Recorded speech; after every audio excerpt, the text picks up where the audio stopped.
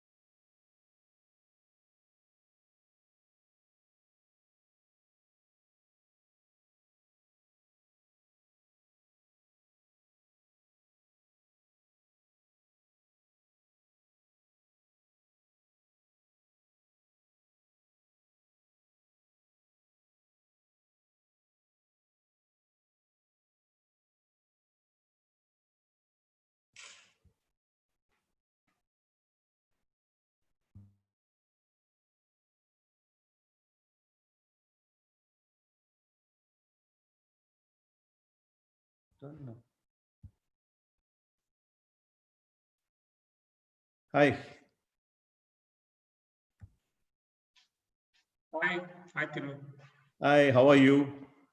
Good. Sorry, I couldn't call you. What happened was there was some, I had to take part in some hearing today, and the civil court, they don't send you the link until 1 minute before the hearing starts. I know, we experience the same thing here. So it's quite crazy. That's why I couldn't promise to call you also at any given point. I was just sitting in my room. No, that's okay. I understand. No problem. I just wanted to ensure that the link goes on well, because sometimes some people are not familiar with Zoom and they want to have a test run.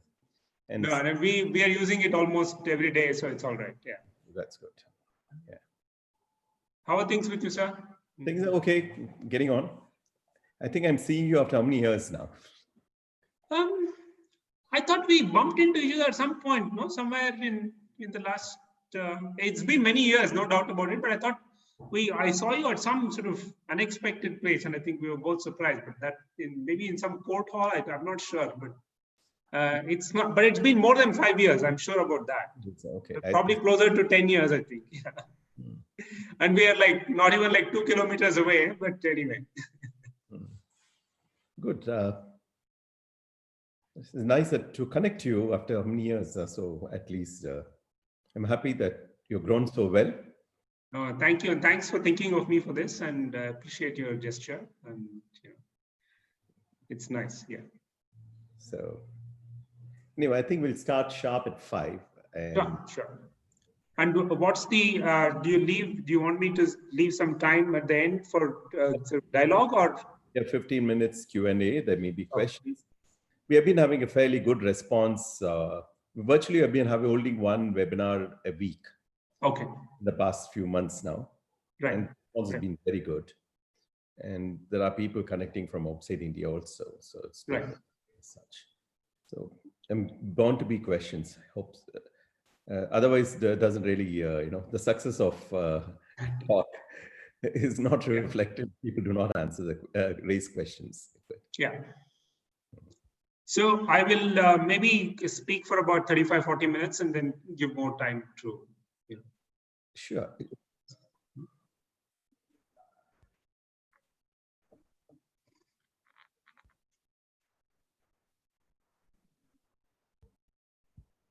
And where are you, Thiru? Are you in the office or at home today? At home. At home. At home. I have a home office, so I work from the house. Okay. All right. I don't go out. I've been asked not to participate in any courts or anything. So. And home is not far away from office, right? If I'm not mistaken, I think you live close by. RMB second stage. Oh, okay, so that's not so close. Yeah. It's about, in the normal time, it takes about half an hour to reach. Right. It's about 5 months since I've gone to the office. Okay. All right. No, I'm in office today but I walk to office, so my home is like 2 minutes away. So. Yeah, you live somewhere in Upshot layout somewhere, right? Or no, so office is in the lane. It's basically adjacent to Mount Carmel College, about 4 buildings away from Mount Carmel College office. Mm-hmm. And home is this apartment complex called Embassy Habitat. That's right next to. Yeah. Okay. So literally, home and office are next to each other. So that's convenient. Yeah. And there are not that many people in the office, so there are hardly anyone. 2-3 lawyers a day in an office which normally has about 60 people. There are only like 4 or 5 people. So it's we have told we asked none of the lawyers to attend the office. Okay. They're all operating from home, but only the secretarial staff that do on rotating basis, they come for half a day. Similarly, BIMAC was also holding only virtual hearings. Right. The registry also functions offline, online basically. But there's a huge surge in mediation thanks to COVID now. Okay. That's good to hear. Yeah. Good to hear.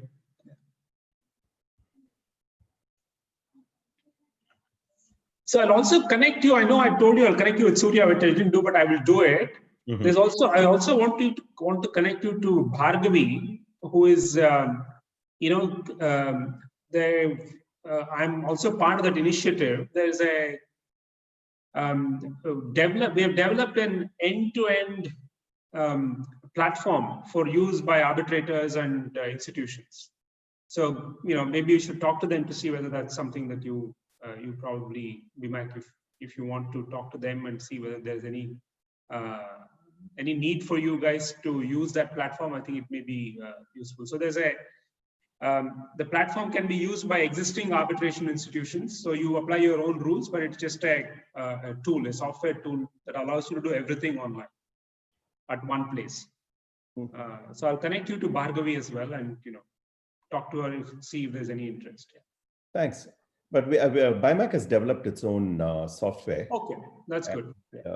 It's exclusively arbitration program as such. Okay. Online and quite unique because the features are not found elsewhere.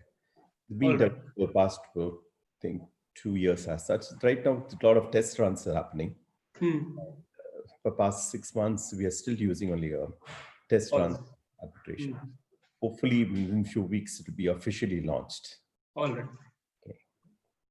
So this, because BIMAC being an international ADR center, so the applications can be used globally. We have more than 300 odd arbitrators all over the world. Plus equal number of mediators also. And some of them are being translated. Program is being done in China and Europe and other countries too. I noticed that you have some Chinese collaborations. Europe as well. We have signed an MOU to train arbitrators in China and mediators in China. This happened last August we signed, and we were in the middle of it when COVID took over. So we have been training people in Europe also.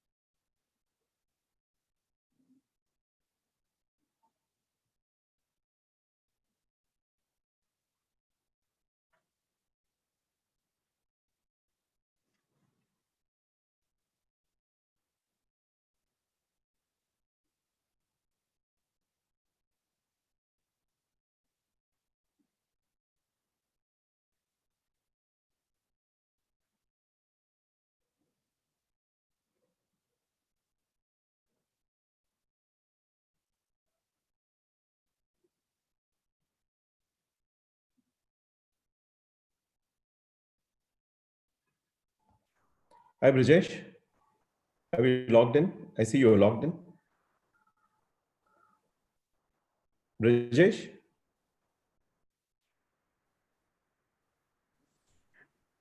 Can you hear me now, sir? Hello? Yeah, I can hear you now. I can see you I'm also. audible now, sir? All right. Okay. No. Long hair, man. It's COVID, is it? Yes, sir. Scared to go to a saloon, sir. So people are scared to come to lawyers, and lawyers are scared to go to saloons. Yeah, yes, sir. The saloons are like hotspots for catching the virus. So really scared of that right now.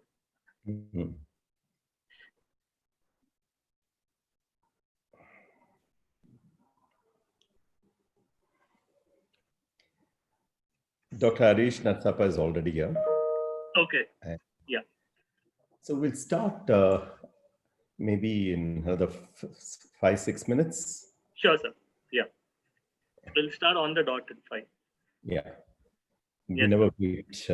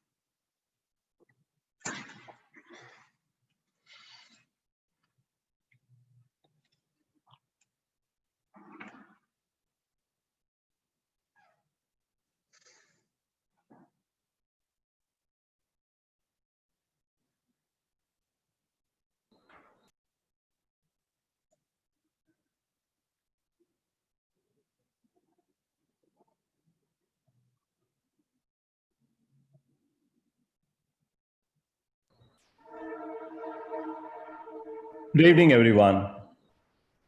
On behalf of Bangalore International Mediation, Arbitration, Conciliation Center, I welcome you all for this very interesting webinar. Today's topic, Justice for All, Reality.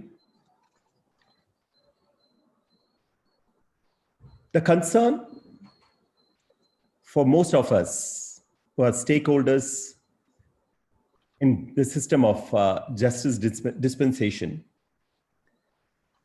we are concerned, despite Article 14.2 guarantees equality before law and Article 39.3 mandates the state to provide a system that provides justice for all, irrespective of inequalities.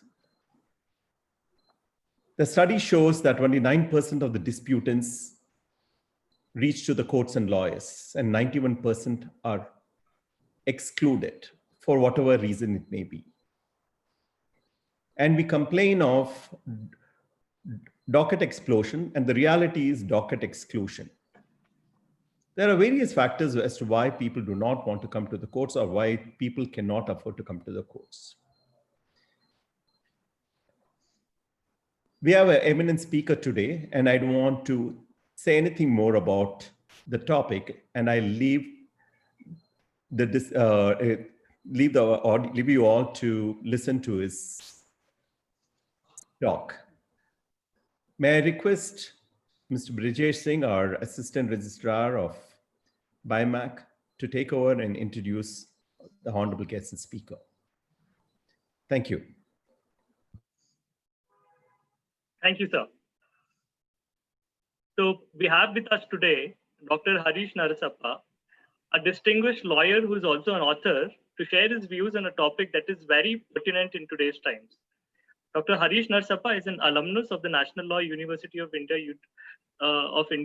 Bangalore, having graduated as a multiple gold medalist in 1996, and later having received his PhD in 2016 for a thesis on the rule of law in India. A Radhakrishnan scholar, Dr. Harish completed his BCL from Oxford University in 1997 and subsequently worked in London with the international law firm Herbert Smith before returning to India. After returning to India, he started the law firm Narasappa, Doraswamy and Raja, later renamed the Samvad Partners. He is also a co-founder of Daksh, a Bangalore-based independent not-for-profit organization. Daksh is working on developing database accountability mechanisms in institutions of governance. Dr. Harish is also an author and has written a book titled Rule of Law in India, A Quest for Reason. He is also the joint editor of Daksh's two pioneering reports, State of the Indian Judiciary, a report by Daksh, and also Approaches to Justice, a report by Daksh. Thank you, sir, very much for accepting to be part of the series of webinars. And we look forward to your views on the topic. Over to you, sir. Thank you.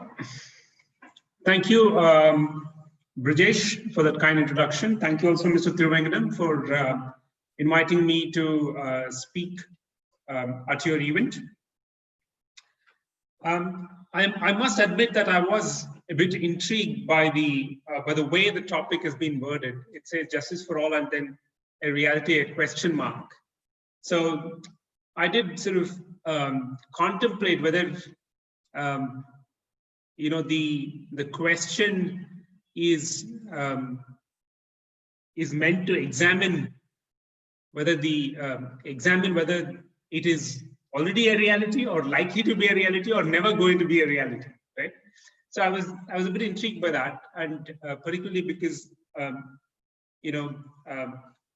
I have been working on this access to justice issue in India for the last 7-8 years through Daksh, which Brijesh kindly mentioned, particularly in terms of how the Indian judiciary has been working, and it's with its sort of infamous judicial delays.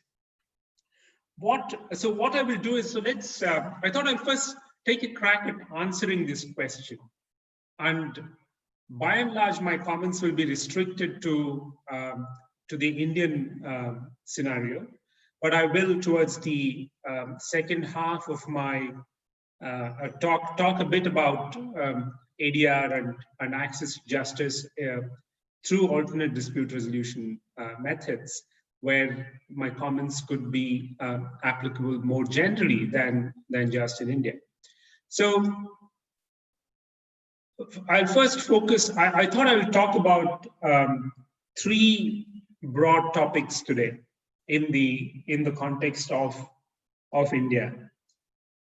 The first is rights and entitlements, and this confusion that we have created in India between rights and entitlements. And it's an important distinction, and I'll explain in a minute what I mean by the difference between rights and entitlements. The second is the uncertainty in the legal system.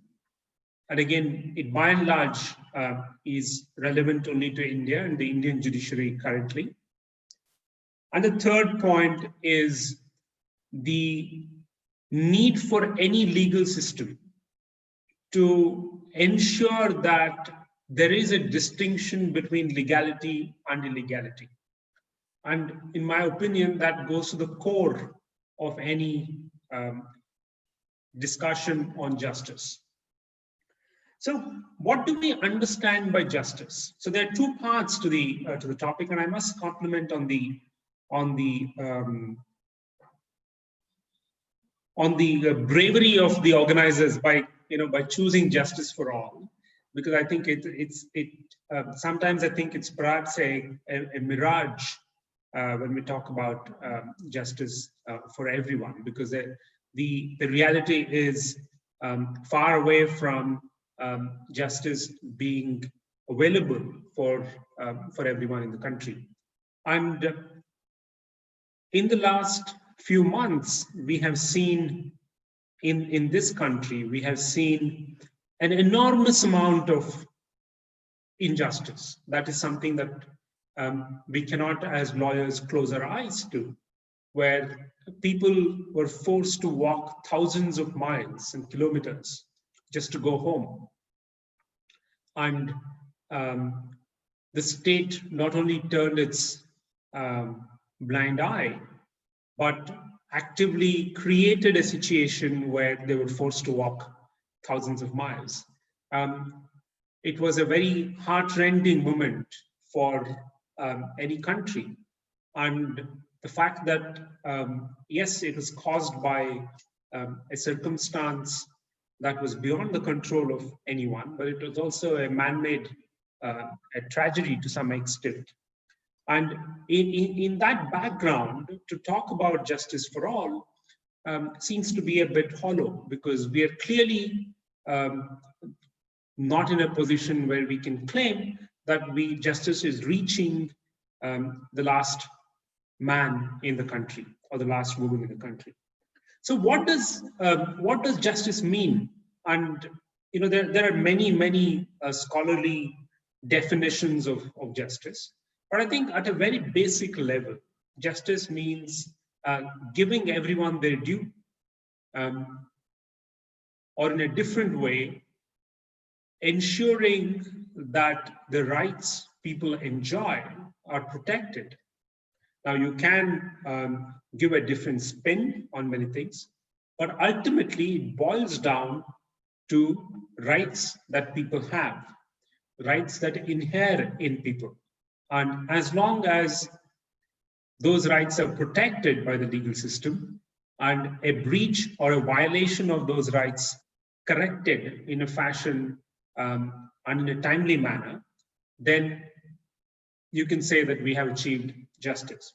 Although the Indian Constitution looks at justice beyond just the legal system, it looks at justice from different perspectives. And if you look at the preamble of the Indian Constitution, it talks about securing to all its citizens social, economic, and political justice. And you can say that this is pretty much the goal of most societies across the world. And therefore, when we talk about justice for all, it's not necessarily in the within the narrow frame of the legal system, of the judicial system, that we need to talk about justice. So justice goes beyond what the judicial system can deliver. And the frame of reference, if we take the judicial system as the frame of reference, then you're not necessarily covering all forms of justice, and you're only covering one portion of what we understand as justice. And sort of meaningfully so, because the judicial system only deals with situations where there are violations of rights. It does not talk about the judicial system by the very nature of its organization, does not deal with situations that are not necessarily conflicting in nature, right? We come to a court, or we come to a dispute resolver only when there is a dispute. But our understanding of justice has to go beyond what the judiciary deals with, and rest in a language of rights. And what do I mean by rights? What I mean by rights is what, if I have to quote a judge, I would quote Vivian Bose, one of India's best judges, who in the very early days of the Indian Constitution being having come into force in 1951, in a case he said, what do we understand by rights for the citizen? And is it limited to what the Constitution talks about? Is it limited to what the law talks about? What do we understand by rights? And this is an important consideration for anyone dealing with justice. So let me quote from Vivian Bose. This is a case from 1951, S. Krishnan versus State of Madras. And he said, brush aside for a moment the pettifogging of the law, all the learned disputations about this and that, and or may and must. Look past the mere verbiage of the words and penetrate deep into the heart and spirit of the Constitution. What sort of state are we intended to be? Have we not here been given a way of life, the right to individual freedom, the utmost the state can confer in that respect, consistent with its own safety? Is not the sanctity of the individual recognized and emphasized again and again?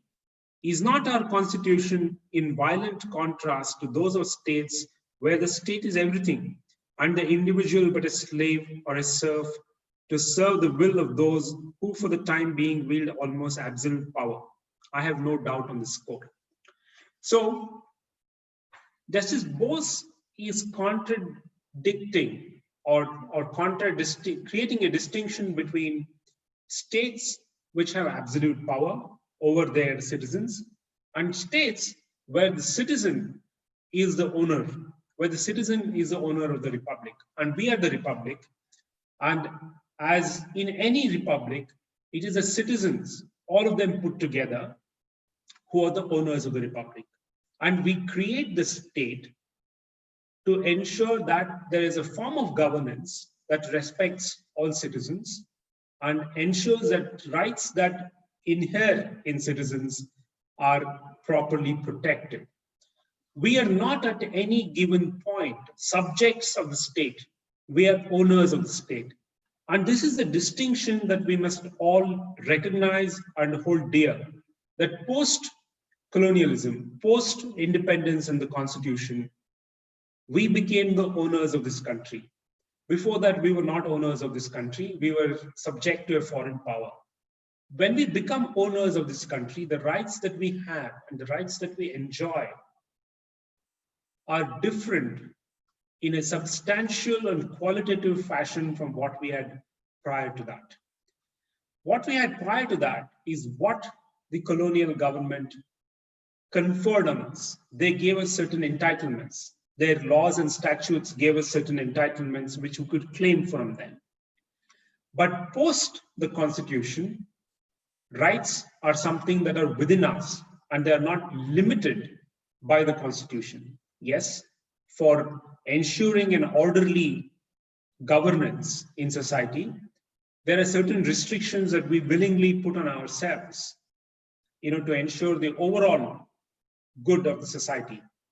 But it does not take away from the fact that there are certain rights that reside in citizens, even if the Constitution was not there, even if there is no declaration by any law, even if there is no recognition by any law. These are the rights that we need to recognize. And they're distinct and distinctive from entitlements which a statute may confer. Now, if we recognize the difference between these rights and entitlements, and also realize that justice for all is a right that is inherent in all of us, then the justice for all slogan and the justice for all goal can be achieved. But unless we recognize that justice is a right, or the need for justice is a right that is inherent in every citizen, we will not even be able to achieve that goal.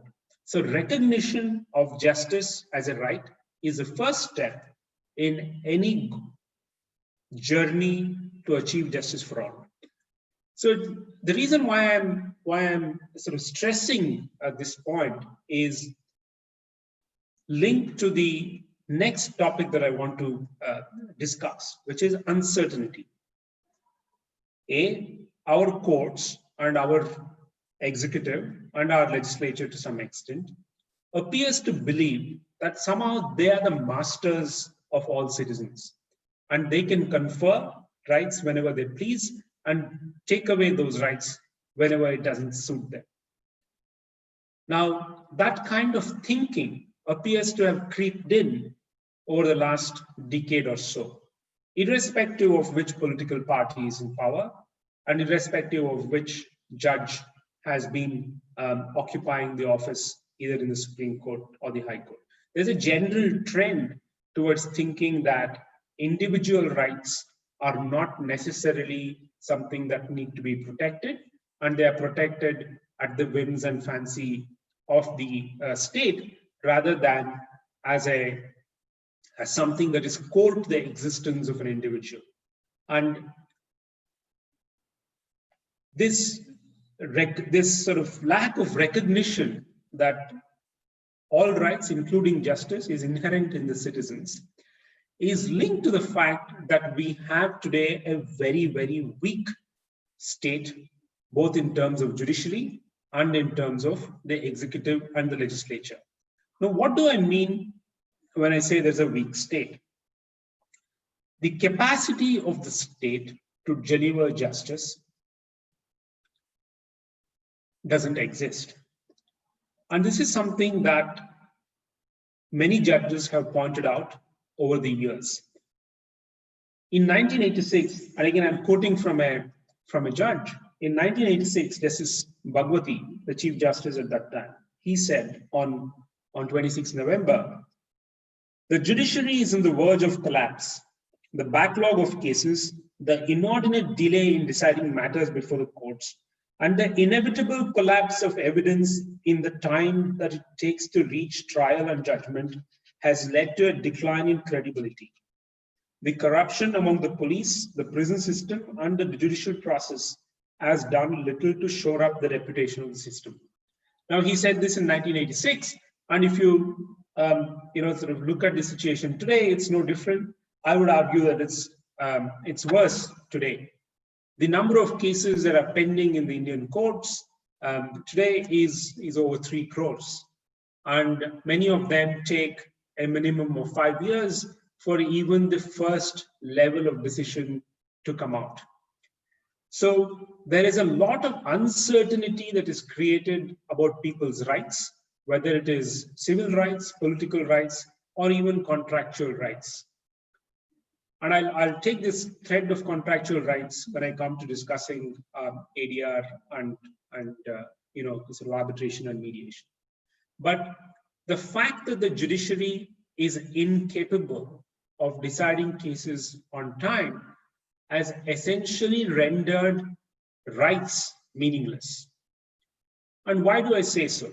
I think examples are galore that if you recognize a person's right and order compensation for violation of that right, 5 years after or 10 years after the person comes to court, then the right itself may have sort of been extinguished during that long time. One of the things about justice, one of the things, the core criteria of coming to enforce one's right is the hope and expectation that it will get decided in a very short time frame. And short is relative, of course. Short can be 1 year, can be 6 months, can be 1.5 years, but it cannot be 15 years. And I want to give an example. One of the very first cases that I looked at as a lawyer, and I started my practice in 1997, was a case that had been filed in 1956. It was 40 years and the case was still going on. Similarly, and I've had this conversation with many of my peers and asked them, how many cases have you seen in your career that have gone all the way from the lowest court to the highest court and relief has been provided? And now, I have spent more than 20 years in the practice, and most of my peers have spent 20 years as well. And almost all of them can only count a handful of cases which have seen conclusion that have gone from the lowest court to the highest court. So you're talking about different generations of right asserters having to go through the judicial system to ensure that their asset is protected or their right is protected. So the situation is quite bleak when it comes to the ability of the judiciary to decide cases. And what Chief Justice Bhagwati said in 1986, and what many other judges lament, whether in lectures or even in their own judgments from time to time, reflect the fact that the judiciary has not been able to deliver justice in a meaningful fashion. And what does that do? And the consequence is what we should be worried about. When a case is pending in court or before some other form of dispute resolution, say an arbitrator or something else, and there's no decision, what that does is it creates uncertainty. It creates uncertainty on the part of the person who suffered the violation, as well as somebody who's benefiting from the violation. And it creates uncertainty in all the other similarly situated people. And we can take examples of tax cases in this country, where tax cases are, if one case is stuck before the income tax tribunal or the Supreme Court or some high court, then there are a series of cases that are similarly situated that are also pending and waiting for one case to get decided. So it creates uncertainty in the system, and uncertainty undermines the desire to be governed by law. If there is uncertainty in how a law is to be interpreted, how a right is to be interpreted, then it creates uncertainty on all other aspects that that surround that particular right or obligation. So that is a problem. Then the consequence of this uncertainty is a convergence between illegality and legality, or between somebody who wants to comply with the law and somebody who doesn't want to comply with the law. Now, all countries function on the assumption that good behavior, and when I say good behavior, compliance with the law is protected and violation of the law is punished. So the person who is complying with the law needs to know that his behavior is good, and there are a certain set of benefits that accrue from his behavior being good. And the person who doesn't follow that path needs to be told, listen, if you don't follow this, there will be a penalty. But if there's a failure to impose that penalty in a meaningful and timely fashion, then the person who is committing the illegal behavior benefits from that illegal behavior and is similarly placed with the person who is complying with the law. So there is no distinction. So what we have created in this country for sure, and in some other countries as well, is by failing to punish illegality, you're essentially equating legality and illegality. And there is no incentive to follow the law. There is no incentive to comply with the law. And the cost of compliance sometimes is higher than the cost of non-compliance. And this also undermines justice. How is it that it undermines justice? Because what I said earlier, what does justice mean at the end of the day? It means protection of rights and giving everyone their due. And if we fail to distinguish between legality and illegality, we are undermining justice. Now, of course, I'm talking about justice in a very broad sense. I'm not talking about justice when there's a violation by the state. I'm also talking about justice in the context of a commercial relationship or in the context of a civil relationship. And therefore, there is an important need to make sure that all legal systems protect people who follow the law and ensure that the people who do not follow the law are suitably punished. But the punishment need not be criminal punishment. The punishment can be, suffering the consequences of not following the law. So these three concepts, that is rights, certainty in the legal system, or ensuring that there's no uncertainty, and the need to distinguish between legality and illegality, form the core of any civilization or any country that wants to deliver justice to all. So that is something we need to remember. Now, let me quickly address where are we on the axis? Because the second part of the topic that BIMAC chose was justice for all. And the justice for all is a problem. It is not just in this country, but across the world, there are access to justice problems. Why? One of the common complaints is laws are too complicated, legal procedures are too complicated, and we have failed consistently to simplify procedures, to simplify the methodology of enforcing one's right. So lawyers and legal systems tend to think that they live in a sort of a bubble, in an isolated world, divorced from the rest of society. Now that is true, unfortunately, and those walls need to be broken. And how do we do that? How do we ensure that there is justice for all? Now, simplification of processes is something that is very key. Simplification of language is something that is very key. And it is something that we have not been able to do. Now, Dicey, who we all refer to in the common law world, once said that even if there is discretion given to bureaucrats and judiciary, then the rule of law is violated. The rule of law means certainty, but our legal processes have become so complicated and vest so much discretion in bureaucrats and in officers and in judges that we have not been able to deliver justice.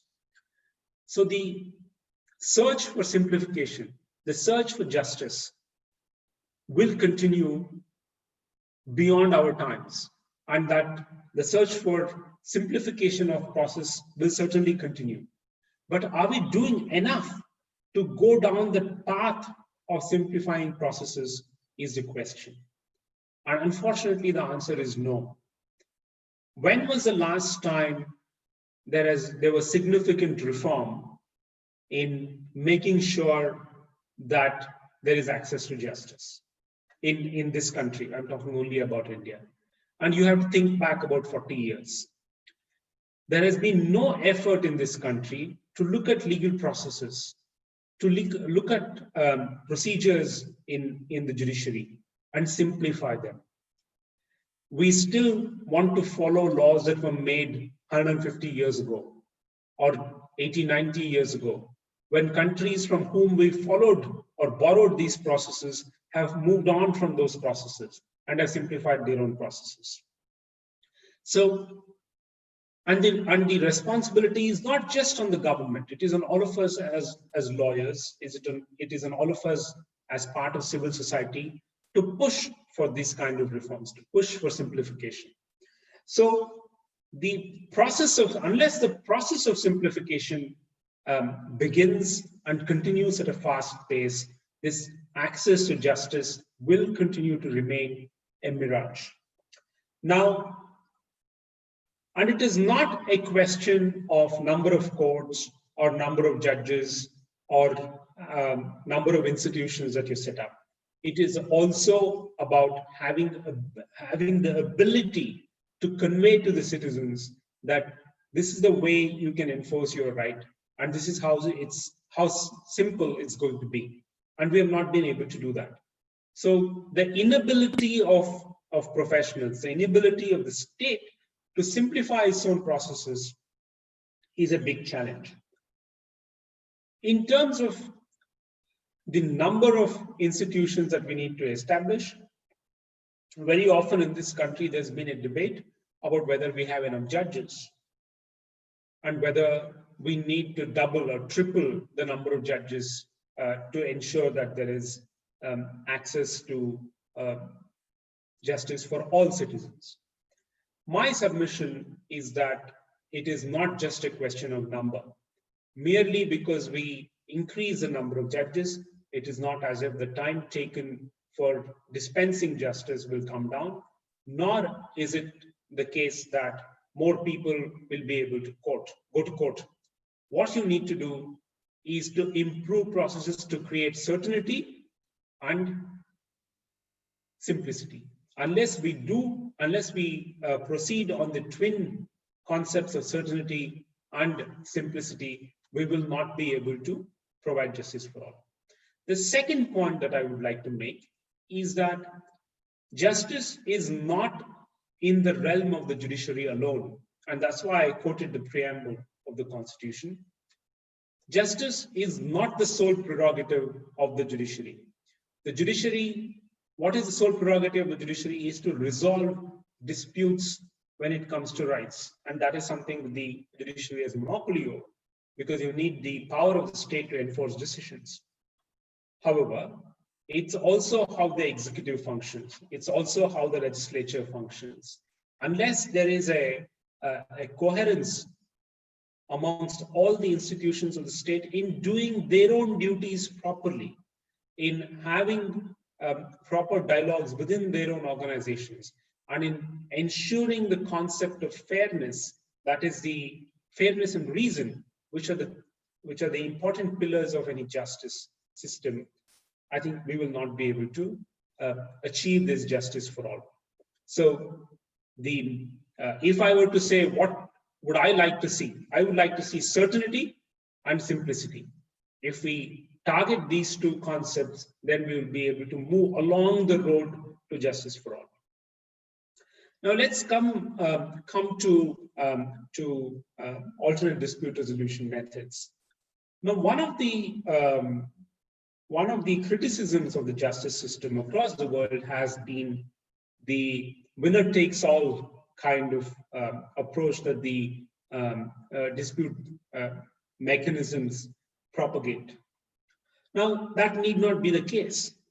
Yes, in most conflict situations, there are rights of people involved, and it is important that there is certainty about their rights. But beyond that, beyond recognizing rights, beyond recognizing that in every dispute somebody's right is violated, there could also be disputes that arise in day-to-day affairs where serious violations are not involved. Instead, there are elements of fairness. There are elements of commercial and civil relationships where the right violated is not necessarily something that harms the individual, but it is more a question of property and money and other forms of assets. Now here, it is possible to adopt ADR. And I don't want to preach to the converted because I'm talking to a bunch of people who are involved in resolutions outside the formal justice system. Of course, there is a gradation of methods of dispute resolution. There's mediation, arbitration, conciliation, and informal negotiations. In India, we have a thought of lok adalats, which is another form of sort of informal negotiation. So there's a range of activities. But one of the things that I have found is key to make any of these systems work is the element of fairness and transparency. Now, any form of alternate dispute resolution, whether done through an institutional mechanism or done in an ad hoc manner, needs to have the element of fairness and transparency. The people who are coming for solving the disputes need to know what is involved in terms of time, money, and process upfront. There can be no surprises in the process. Only when we do these things can we ensure that people trust the alternate dispute forms of resolution and convert themselves to using these systems more and more. And of course, one of the underlying mechanisms of alternate dispute resolution has always been a broad consonance or a broad compliance with the law. And that can never be underestimated or understated. So what I will do is I'll stop there and then see if there are any comments or questions, and I'll be willing to answer them. Thank you.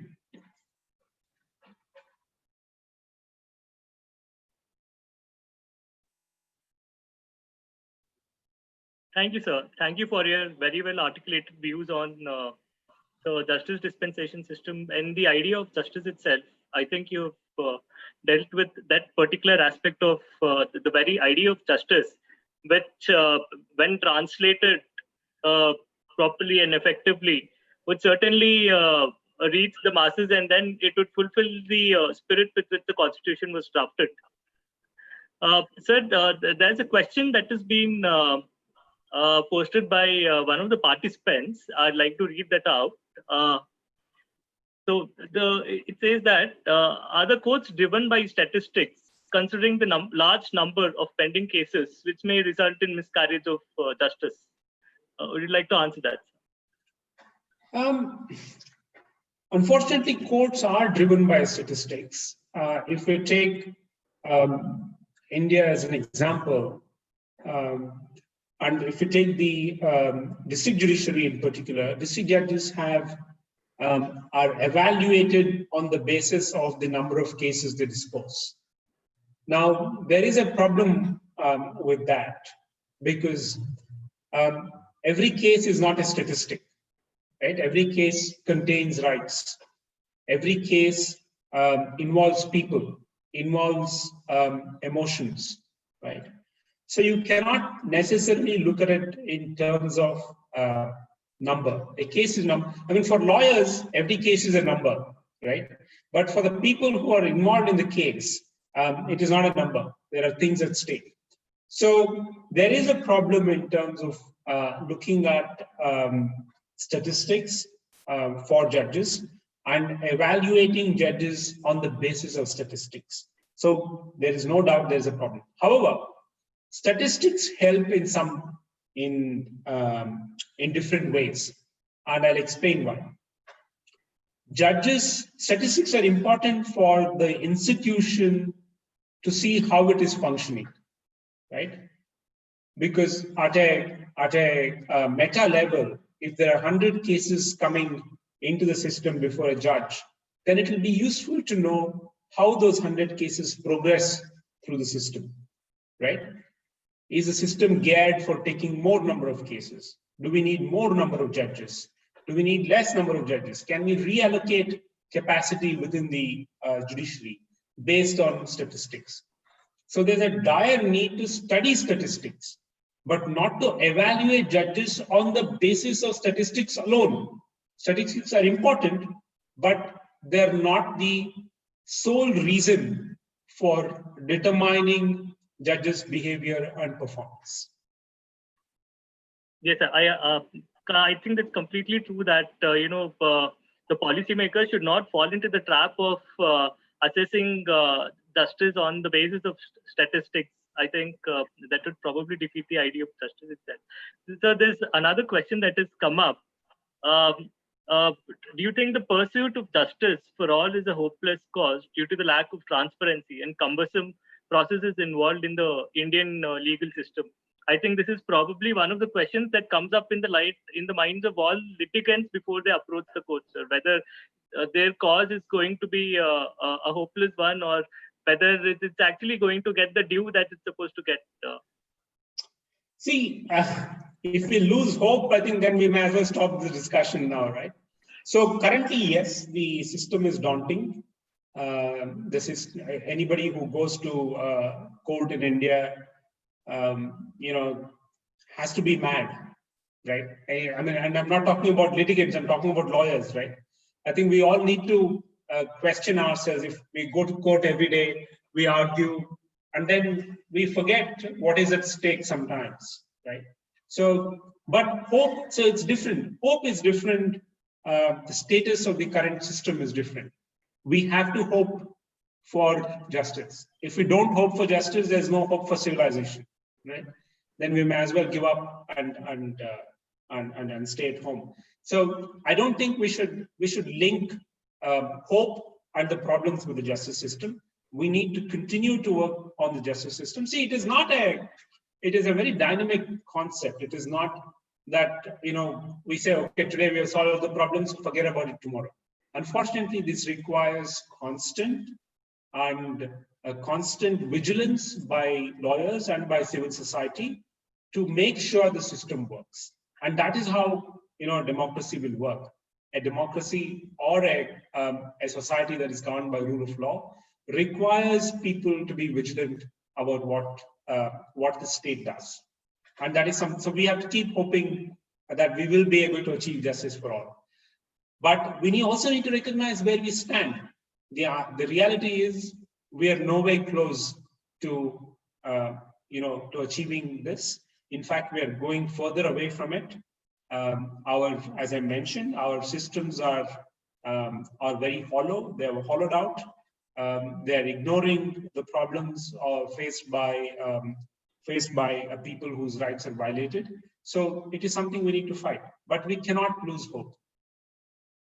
Sir, interestingly, there's a very pertinent question that has just popped up on something similar. It says that with 70% of disputes involving the government, and generally the government which takes time or adjournments in matters, do you think that states should act more responsibly before the court? See, the answer is yes, but also the statistic is wrong. I think this is one of the most popular myths, that 70% of cases involve government. 70% of cases maybe in the high courts involve government because most writs are filed against governments. But if you look at the majority of the problem for India is at the district judiciary.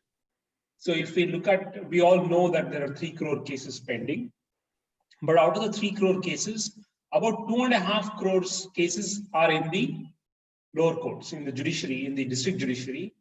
So there, yes, there are criminal cases and there are civil cases. Out of the 2.5 crore cases that are pending in the district judiciary, about 60% are criminal cases. And yes, there the state is involved because they have to prosecute, the crime. But the rest are 40% are civil cases.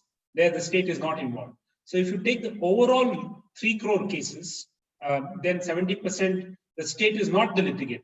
Yes, you can say the state is litigant because the prosecution is led by the state, but there the state does not have an active interest, unlike in writs where it's trying to protect an order made by the executive. It is not trying to do so.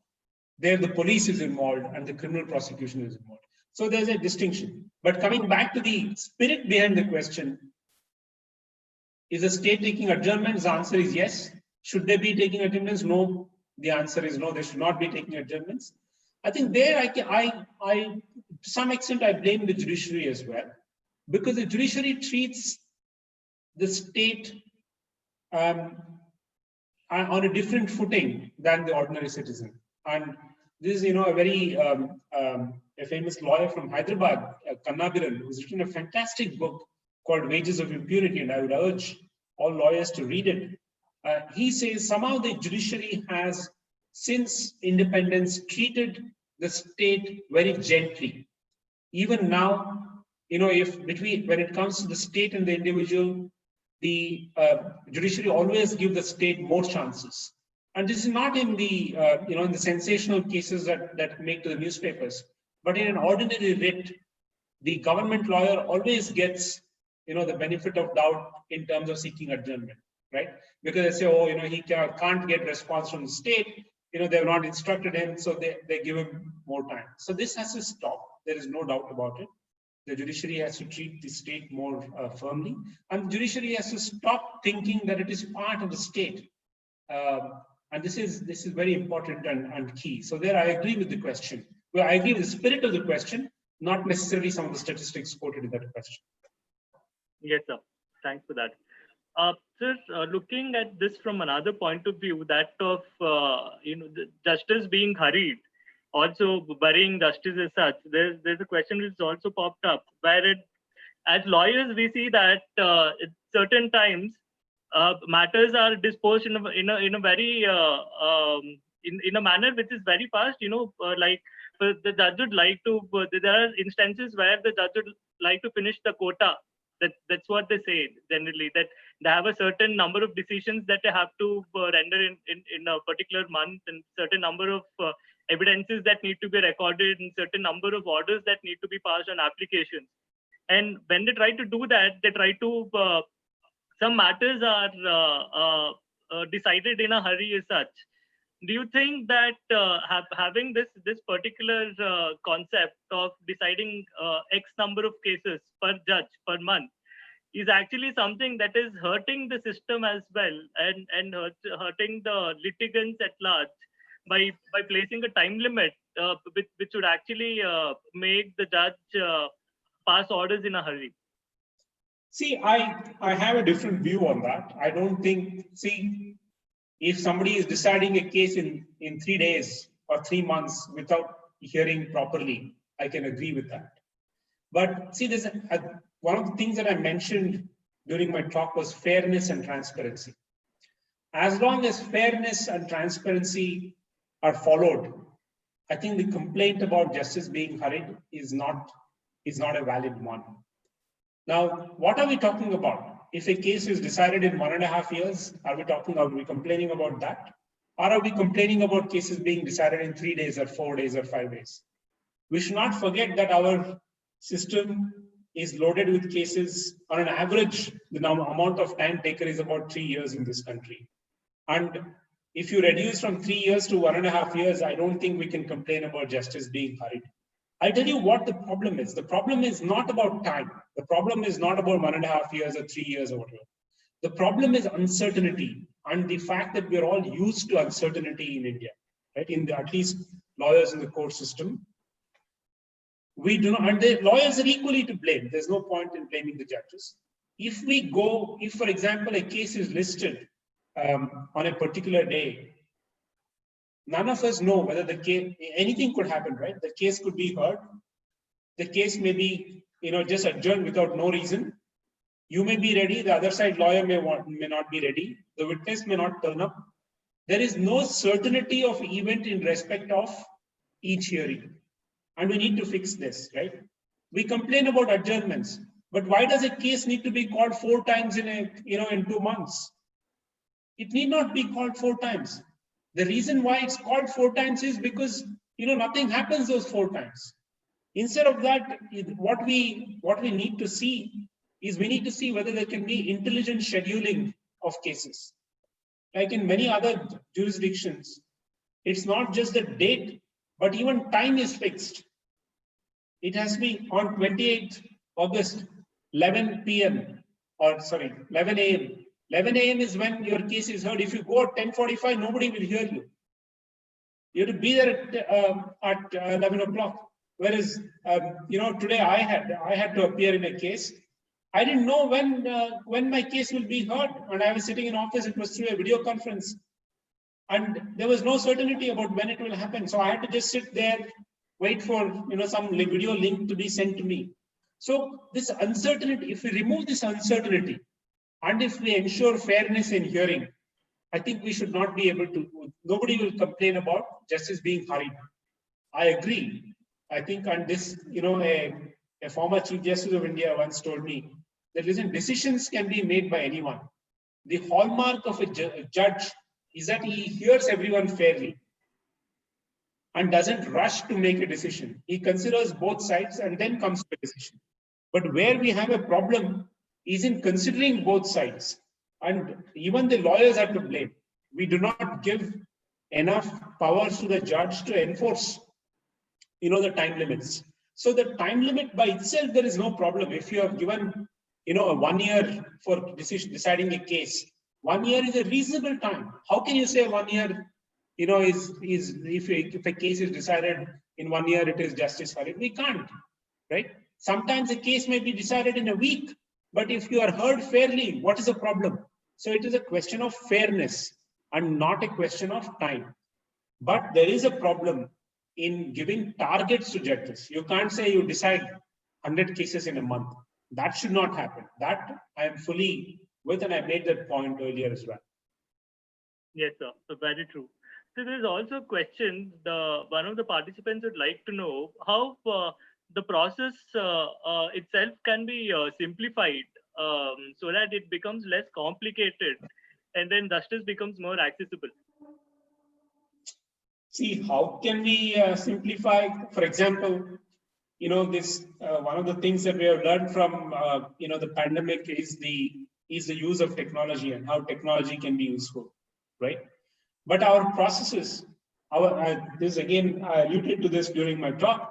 Our processes are not even from the previous centuries, before that. Now, if you want to stick to a process that was convenient 100 years ago, but I don't want to use it now, then obviously, you're not moving with the times. So, for example, what is the need? I mean, I'll give you a simple example, right? And as lawyers, we probably appreciate this. If you, when there were no digital photographs, if you submitted a photograph as proof, you have to produce the original as well. You have to produce the negative and then the original.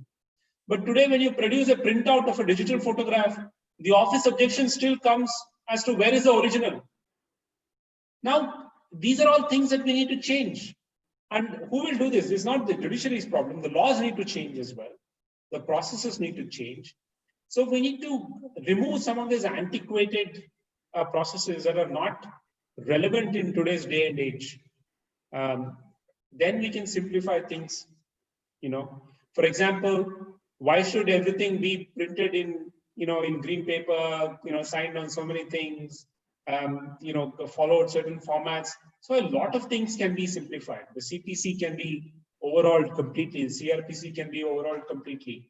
And as I said, other countries, for example, England, from whom we borrowed our CPC, has moved on. They have had many more versions of the Civil Procedure Code. We have not bothered to change that. True, sir. I think along with the legislature, it's also the duty of the bar to be proactive in this and probably make suggestions to the bench as well as the legislature, basically to make changes in the policy towards this. And there's another very interesting question is how what do you think would be the best solution to eliminate the uncertainty that you mentioned about in your talks? See, one of the things is intelligent scheduling, right? And the CPC already provides for this. You should not be giving adjournments without reasons. Unfortunately, judges do not follow this because there's a lot of pressure on judges as well. So we need to ensure that the point that adjournment should not be given without recording reasons should be enforced, and judges have to follow this. Plus, schedule hearings based on an understanding with the lawyers involved upfront. And once a date has been agreed, ensure that it is followed. Place more importance on written submissions as well. Okay, there's no need to argue for 8 hours. You make your case, but there's no need to argue for 8 hours. So many more, systems can be put in place, right? For example, I gave you the example of, why have 4 hearings in a matter of 4 weeks when nothing moves? Why not have just 2 hearings and give enough time, for meaningful, conduct of the hearings is something we have been suggesting from Daksh. And, it's actually, the situation is not so dire. On an average, and, I'm taking numbers, in the district judiciary, on an average, each judge has about 1,200 to 1,500 cases on his roster at any given point of time. There are some exceptions, but this is on an average. And there are about 18,500 judges across the country in the district judiciary. On an average, they have about 1,200 to 1,500 cases on their roster. Now, if you take that and divide the working time, it's easy to list cases in a meaningful way. There's no need to list, for example, 100 cases in a day.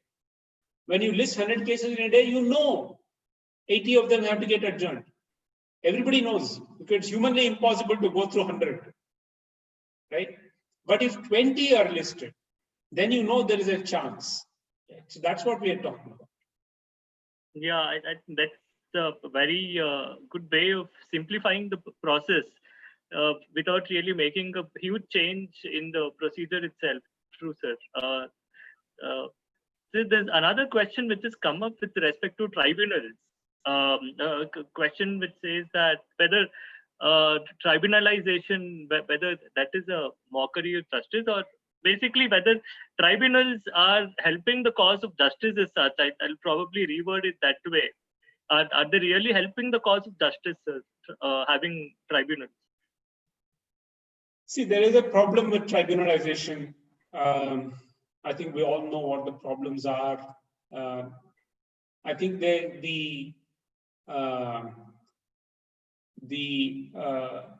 when tribunals were created, they were created with a reason. But tribunals have fallen into the same problems. There's not too much transparency in how tribunals function. In our own city, we know there are certain tribunals where lawyers have a tough time. There's and because there's no high court supervision on some of these tribunals, there's a challenge to actually perform before them to get justice out of them. So we need to, as a country, we need to relook at this tribunalization because some of the practices that we take for granted in the judiciary is lost in tribunals. And there's one of the promises in the Constitution is to separate judiciary and executive, and tribunalization somehow goes against that.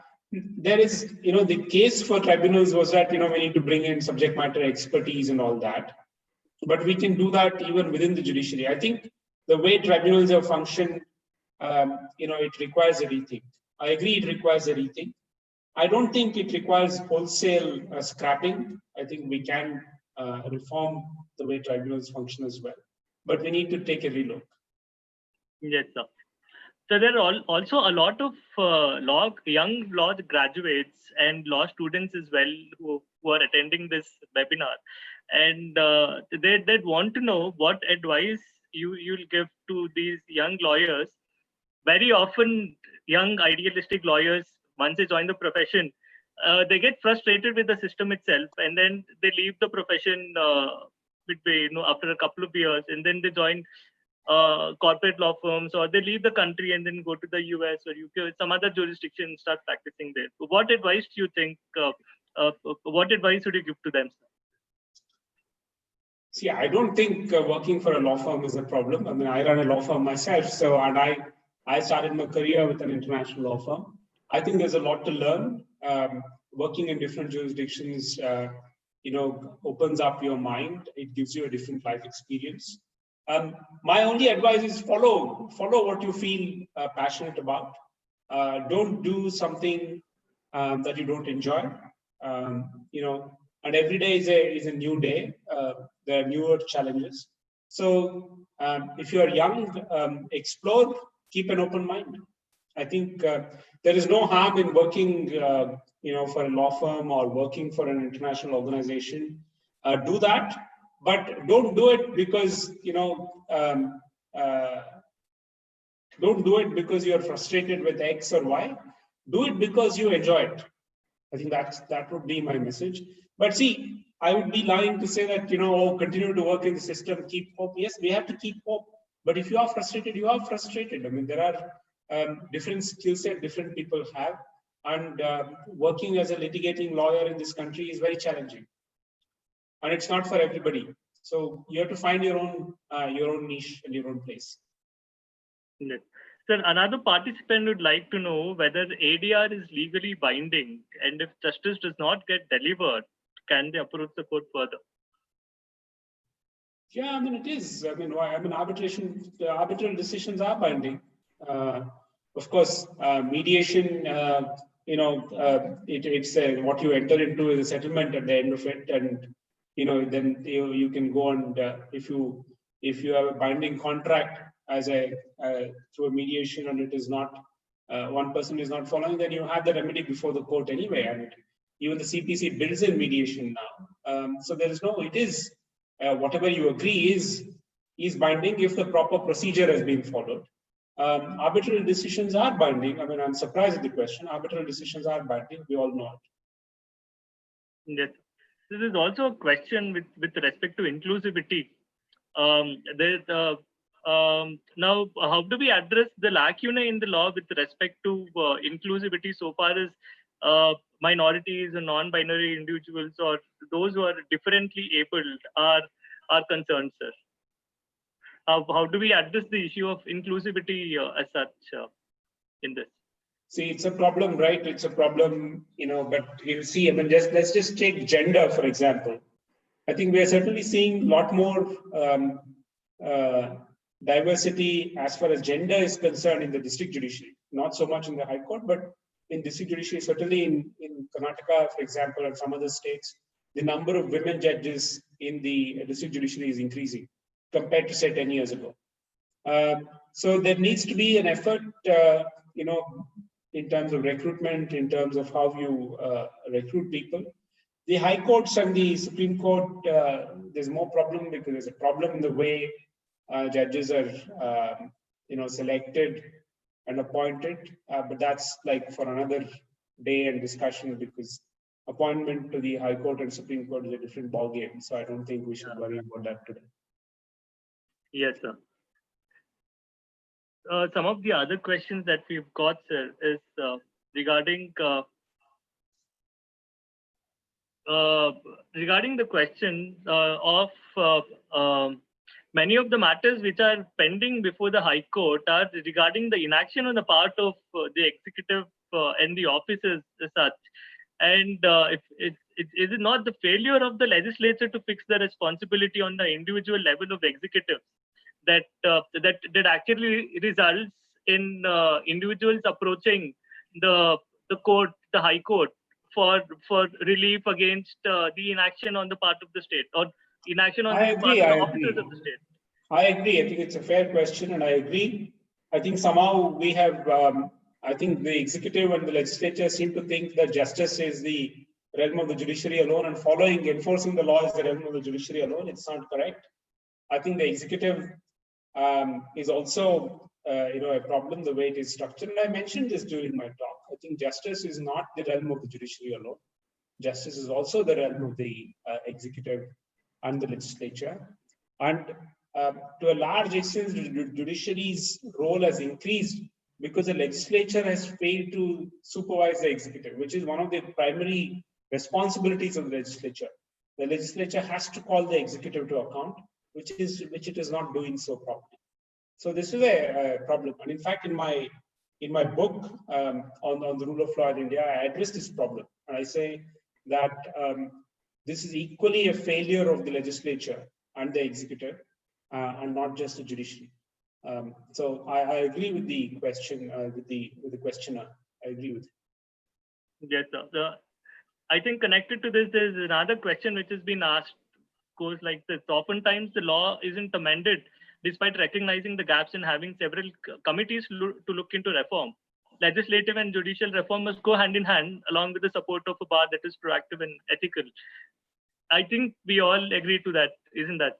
No, see, we need to look at how legislatures function, and for whoever is asking this question again, I would recommend them to look at my book and the work done by a few other organizations, where we point out that legislatures are no longer interested in passing laws. They don't debate laws. They don't debate policies. This is a combination of a very strong executive plus the people we elect. Right? They're not interested in making laws. And forget about the parliament. Look at state legislatures. They hardly spend time on making laws. Laws are passed in just minutes, right? Not hours, in minutes, within minutes. Just take a look at the Karnataka state legislature. Take a look at any other state wherever you're joining from.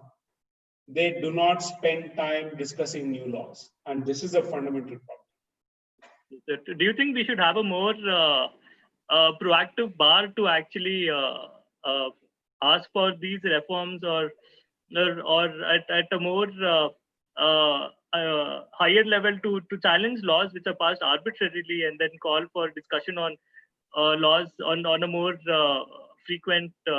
See, discussions are absolutely essential. So we need to have more discussions. We need to have discussions on new laws. We need to discuss policies.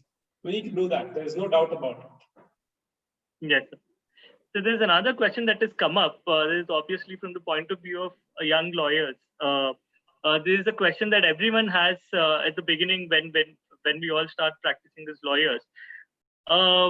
The participant would want to know that it is hard to have financial stability, and it's very difficult to pursue litigation as such. And what would you suggest for such young law graduates? See, and this, I think, is a failure of the bar. I fully agree. I think the bar is not organized very well. Training and financial stability is something that the bar has not been able to provide. And this is a failure of the bar. So you're very lucky if you find a good office or a good senior who's willing to spend time, train you, and ensure that you're financially well off. But that's also because the nature of the litigation in this country, much litigation, contrary to popular belief that lawyers make a lot of money. The majority of the lawyers,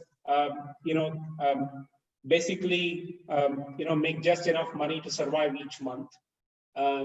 So it's also how, because there's a lot of small litigation, and somehow lawyers seem to think that the longer the small litigation drags on, the more money they will make.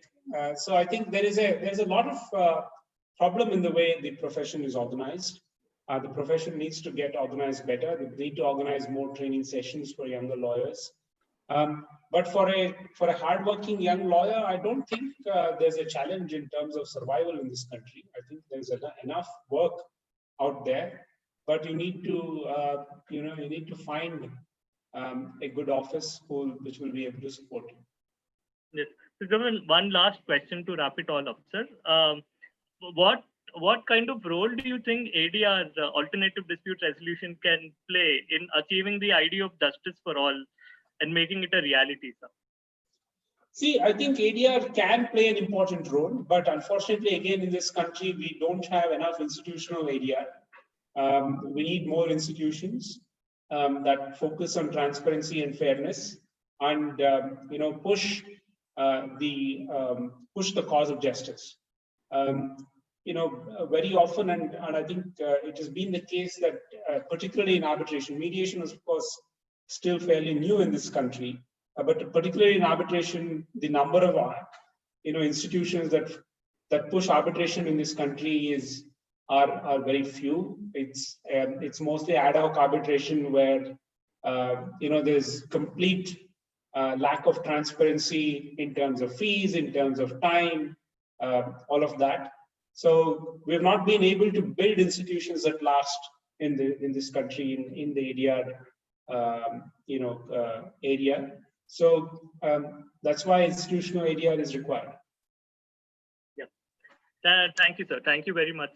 This was indeed a very, very articulative session, sir. We thoroughly enjoyed listening to your thoughts on this, and then the kind of reform that you spoke about, sir, if that is achieved, and even if a percentage of that is achieved, I think it will go a very long way in ensuring that justice reaches the maximum number of people and the idea of justice is actually fulfilled. I request Thiru sir to speak a few words. Sir.